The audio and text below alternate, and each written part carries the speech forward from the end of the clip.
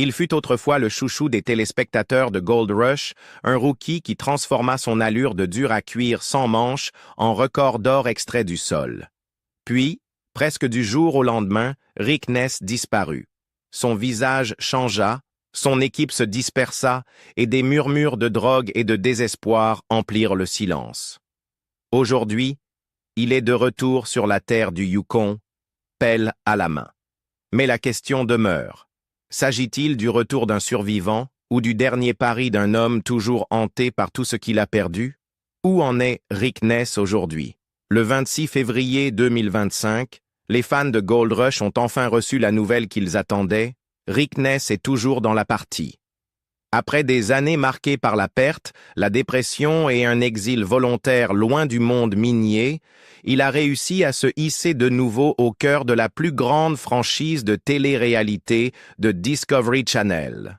À 44 ans, cet ancien musicien devenu mineur est revenu au Yukon, debout une fois encore sur la terre qui avait presque eu raison de lui. Et son retour ne se limite pas à l'or enfoui sous le sol, mais concerne aussi l'homme lui-même.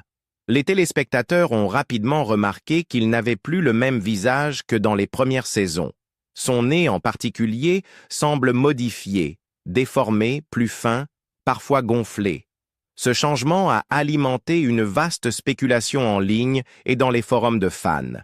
Certains ont pensé à une chirurgie esthétique. D'autres ont évoqué une blessure survenue lors de l'exploitation minière, d'une bagarre ou d'un accident hors caméra. Mais la théorie la plus persistante relie cette transformation à son passé de consommation de stupéfiants. Des experts médicaux ayant commenté le sujet ont rappelé qu'un usage prolongé de cocaïne pouvait endommager la cloison nasale et les tissus voisins, provoquant parfois un effondrement ou une modification visible du nez. Ness lui-même a reconnu avoir eu recours aux drogues dans les années suivant la mort de sa mère, admettant que le chagrin et la dépression l'avaient poussé vers des mécanismes d'évasion malsains. Cependant, il n'a jamais confirmé que cette période d'abus ait directement provoqué les changements visibles aujourd'hui. Il a également nié avoir subi une opération chirurgicale ou un accident majeur, laissant la vérité quelque part entre hypothèse médicale et vie privée. La fascination pour son visage en dit autant sur le parcours de Ness que sur la perception publique. Dans la télé-réalité, l'apparence fait partie intégrante du personnage auquel le public s'attache, et lorsqu'elle se transforme de façon radicale, cela devient un sujet de discussion. Pour Ness, ce débat a été à la fois douloureux et inévitable. Ce que les spectateurs voient à l'écran n'est pas seulement un mineur luttant pour récolter des onces d'or, mais aussi un homme dont la présence physique reflète les épreuves traversées hors caméra. Son apparence transformée est devenue un symbole, à tort ou à raison, de son combat contre l'addiction, de ses années de tourmente personnelle et de l'empreinte que ce mode de vie a laissée sur lui. Malgré les spéculations, Ness a martelé qu'il suivait aujourd'hui un chemin de rétablissement. Il a parlé ouvertement des erreurs commises, des drogues consommées et de la spirale qui a failli lui coûter tout ce qu'il avait. Il insiste sur le fait qu'il est désormais sobre et déterminé à le rester, même si les cicatrices du passé demeurent visibles sur son visage. Pour certains fans, ce rappel inscrit dans ses traits renforce au contraire l'authenticité de son récit. Celui d'un homme marqué par l'adversité, mais toujours debout sur sa concession, toujours à la tête d'une équipe et toujours en quête d'or. Des rêves de football à une bande de marginaux. Richard Rick Ness est né le 5 mars 1981 à Milwaukee, dans le Wisconsin, aux côtés de son frère jumeau Randy. Leur père, Rick Senior, dirigeait Roy Ness Contracting and Sales, une entreprise familiale de construction à Escanaba, dans le Michigan. Grandir entouré de pelleteuses et de bulldozers a donné à Rick une aisance avec les machines qui allaient un jour s'avérer cruciales. Mais dans sa jeunesse, ses rêves n'avaient rien à voir avec l'exploitation minière. Il était une star du football américain, grand, rapide, féroce sur le terrain. Pendant un temps, la NFL ne semblait pas être un fantasme, mais une véritable possibilité. Cette illusion s'est brisée lorsqu'il a subi une grave blessure à la tête pendant sa carrière universitaire. En un instant, le jeu s'était envolé, et avec lui, l'avenir qu'il s'était imaginé. Cette perte le laissa à la dérive. À 22 ans, sans but, il avait besoin de se reconstruire une identité. La musique devint alors son refuge.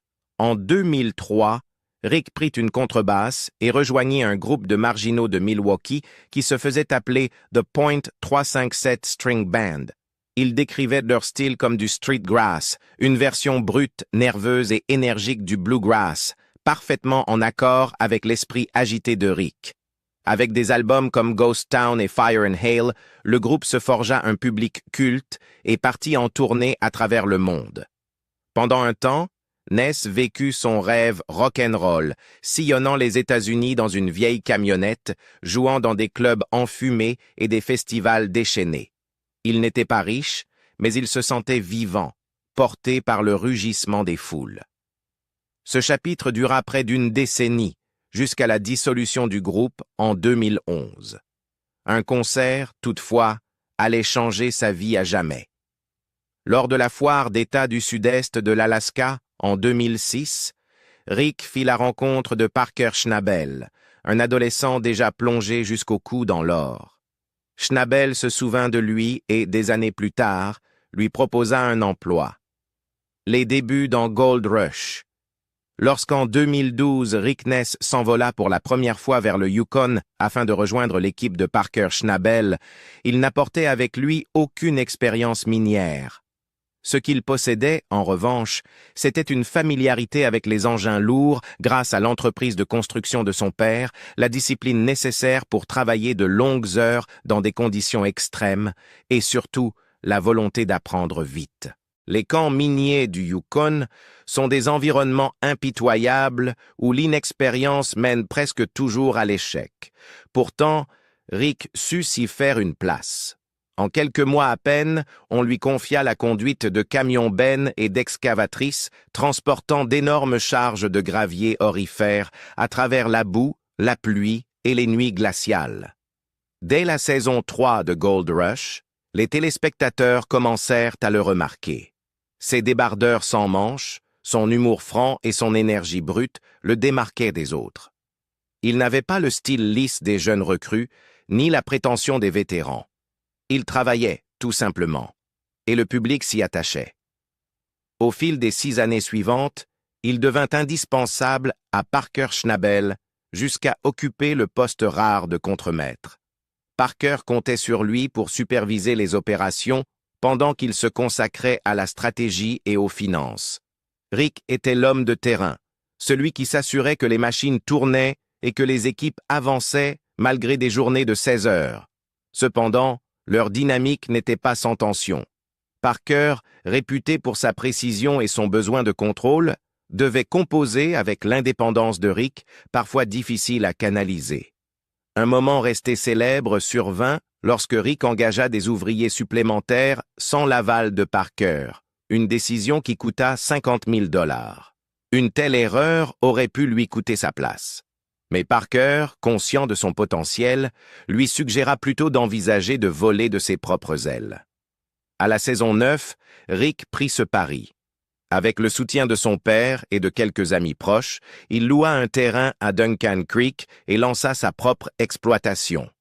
L'entreprise était audacieuse et risquée, car diriger une mine, ce n'est pas seulement creuser, c'est financer des millions de dollars en matériel, motiver une équipe dans des conditions infernales et négocier avec des propriétaires et des sous-traitants exigeant des résultats. Dès le départ, les obstacles s'accumulèrent. Panne d'équipements critiques, tempête paralysant la production, pression constante des dettes. Chaque jour sans or rapprochait un peu plus Rick de la faillite. Puis, au cœur de cette tempête, arriva la percée. Au Shamrock Cut, travaillant aux côtés de son père, Rick mit au jour de l'or grossier et de belles pépites qui justifièrent tous les risques. Les nettoyages furent suffisants non seulement pour couvrir ses frais, mais aussi pour faire taire ceux qui le pensaient dépassé. À la fin de la saison, il avait établi un record. celui de la plus grande quantité d'or extraite par un novice devenu patron de mine dans l'histoire de Gold Rush. Ce moment transforma sa réputation. Rick n'était plus seulement le bras droit de Parker.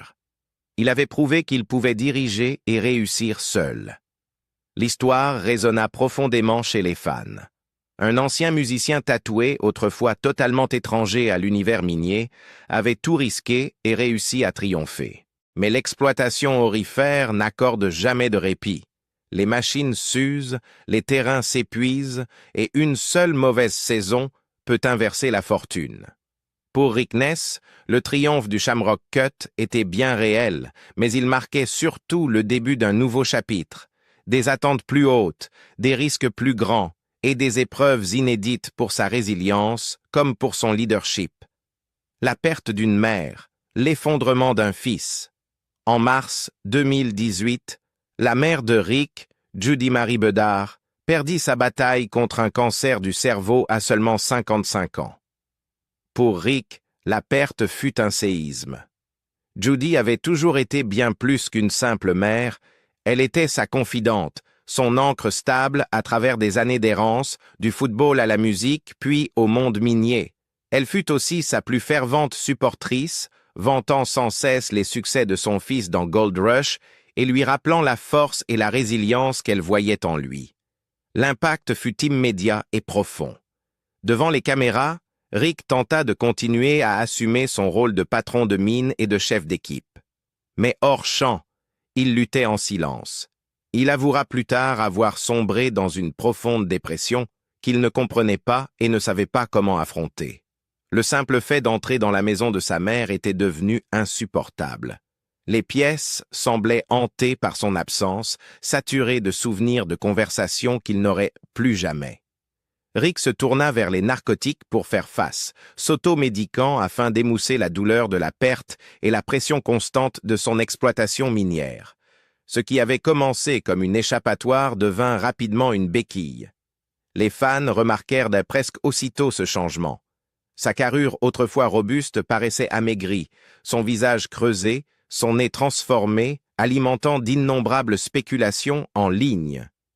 Les rumeurs allaient de la consommation de drogue à des bagarres, en passant par la chirurgie esthétique ou des accidents miniers passés sous silence. Les caméras de Discovery, expertes pour capturer les pannes mécaniques et les disputes liées aux concessions, ne pouvaient pas toujours révéler les combats intérieurs dans le regard de Rick. Il apparaissait encore à l'écran, tentant de diriger ses équipes et de chercher de l'or, mais le poids du chagrin était impossible à dissimuler. Lorsque Gold Rush atteignit sa 13e saison, il prit la décision de se retirer complètement. Son absence laissa un vide visible dans l'émission, et les fans se demandèrent à voix haute s'ils ne l'avaient pas vu pour la dernière fois.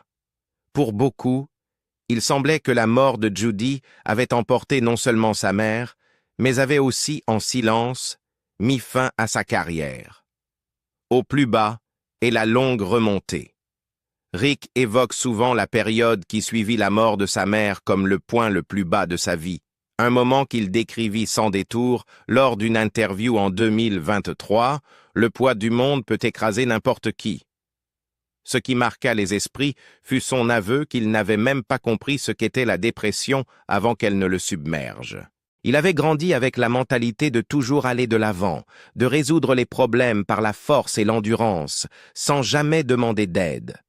Lorsque le deuil arriva, cet état d'esprit le laissa désemparé.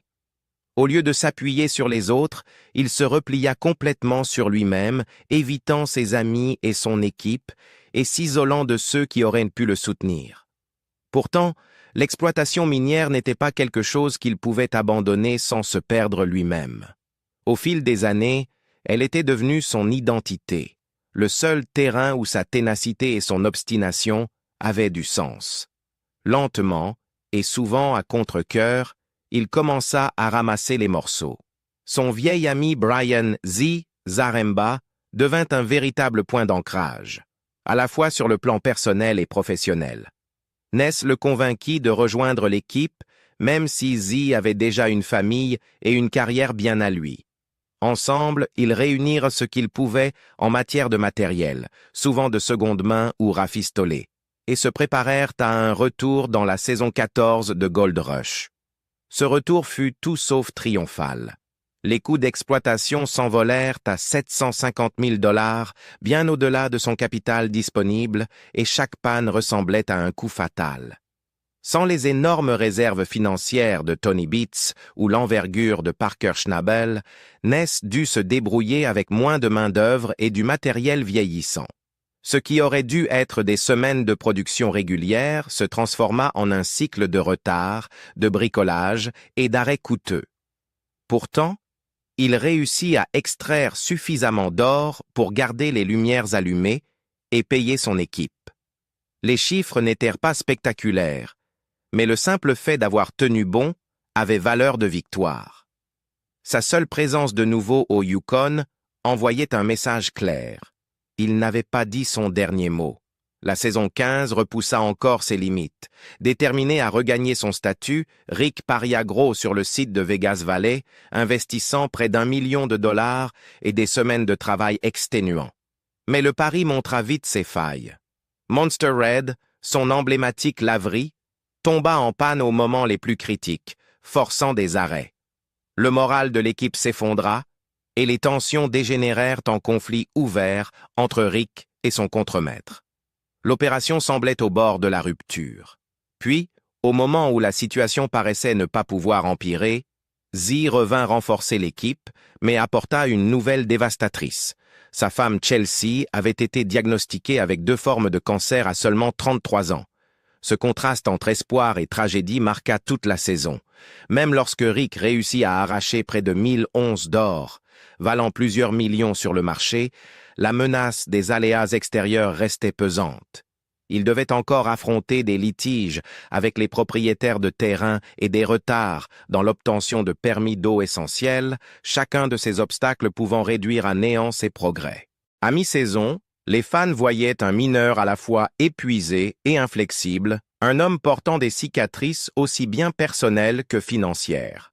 Rick Ness avait réintégré l'arène de Gold Rush, mais chaque jour au Yukon restait une épreuve. Savoir si sa résilience pourrait résister à la mécanique implacable d'une profession qui dévore les faibles et punit les audacieux. Vie personnelle, amour, rumeurs et chagrin.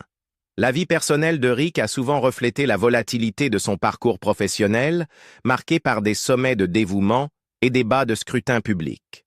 Sa relation avec Liz Marie, une infirmière originaire du Wisconsin, est devenue l'un des aspects les plus commentés de sa vie hors écran.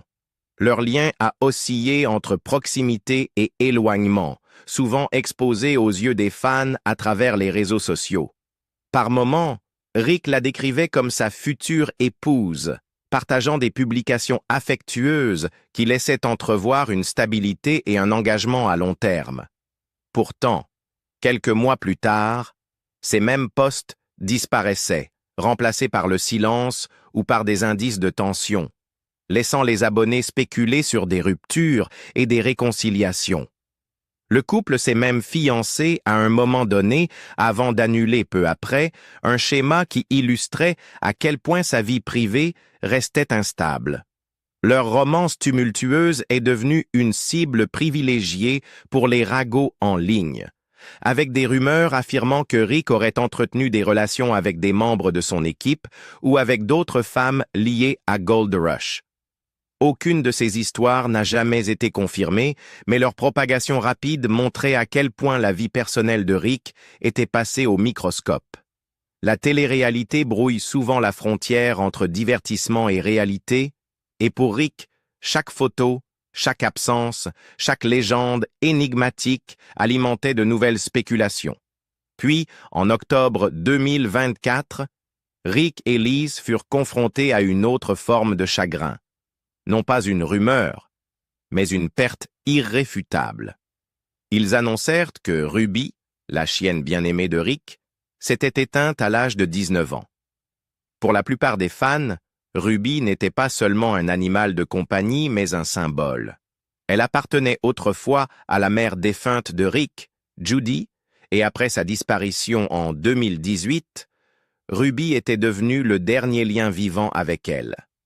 La chienne avait été une présence constante dans ses années les plus sombres, l'accompagnant jusque dans les camps miniers et lui tenant compagnie durant ses longues périodes d'isolement. Rick s'est exprimé publiquement sur cette perte. Ça fait mal, mais je suis tellement reconnaissant pour les 19 années qu'elle a partagées avec moi. Cette déclaration résumait la dualité de son deuil, une profonde tristesse adoucie par la gratitude. Pour les fans qui suivaient son parcours depuis la mort de Judy, la disparition de Ruby résonna comme un nouveau coup cruel dans une vie déjà marquée par la tragédie. La richesse au milieu du chaos.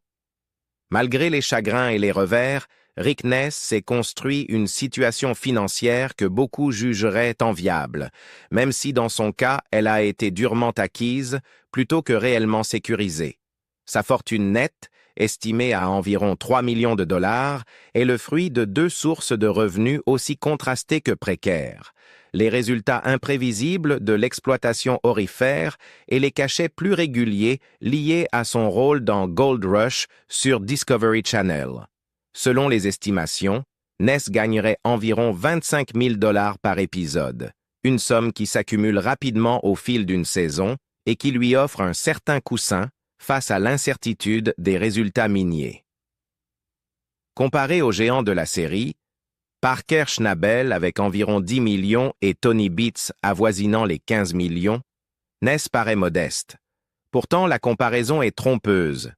Schnabel a hérité non seulement du savoir-faire, mais aussi des infrastructures de sa famille, tandis que Beats a eu des décennies pour bâtir son empire. Ness, lui, est arrivé tard dans le monde minier, sans ressources générationnelles ni concessions familiales sur laquelle s'appuyer. Ce parcours l'a forcé à prendre d'énormes risques. Ness a souvent misé des saisons entières sur des terrains au potentiel incertain, risquant des millions en machines, en carburant et en main-d'œuvre, contre la possibilité de trouver assez de gravier aurifère pour simplement rentrer dans ses frais. Les coûts sont vertigineux. Bulldozers, laveries, excavatrices doivent être achetés ou loués. Les factures de carburant se chiffrent en centaines de milliers de dollars et les équipes doivent être payées régulièrement, même quand l'or se fait rare. Une seule mauvaise décision, un terrain peu rentable, des pannes prolongées ou des retards dans l'obtention de licences, peut anéantir les bénéfices d'une saison entière. L'exemple le plus frappant de ce risque financier fut la vente de la maison de sa mère décédée afin de lever des fonds pour acheter du matériel et payer son équipe. Ce fut à la fois un sacrifice profondément personnel et financier, un choix révélant à quel point il s'était approché du gouffre. Plus qu'un symbole de stabilité, sa fortune est l'expression d'une survie arrachée de haute lutte. Chaque once d'or nettoyée devant les caméras se traduit par la possibilité de repousser ses créanciers et de financer une saison supplémentaire. Cette relation précaire à l'argent a défini sa présence dans Gold Rush. Contrairement à certains de ses pairs qui opèrent désormais avec d'immenses réserves et plusieurs concessions, Rick Ness évolue souvent sur le fil du rasoir, à une mauvaise saison de la ruine. Les 3 millions attachés à son nom ne reflètent donc pas un confort, mais l'effort incessant nécessaire pour rester à flot dans une industrie où les fortunes disparaissent aussi vite qu'elles apparaissent. C'est un rappel que pour Ness, le succès financier n'a jamais été synonyme de luxe ou de facilité, mais de persévérance, de résilience et de la capacité à continuer à creuser alors que tout semble lui dire d'arrêter. La vie de Rick Ness n'a pas été faite de victoires éclatantes, mais de son refus de rester à terre lorsque tout s'effondre autour de lui. Le Yukon ne cessera sans doute jamais de le mettre à l'épreuve, mais sa résilience le ramène encore et toujours dans l'arène. Pensez-vous que la seule résilience suffira à maintenir Rick dans la course ou doit-il changer d'approche pour survivre sur le long terme? Donnez votre avis ci-dessous et n'oubliez pas de liker et partager pour plus d'histoires inédites venues de l'univers de Gold Rush.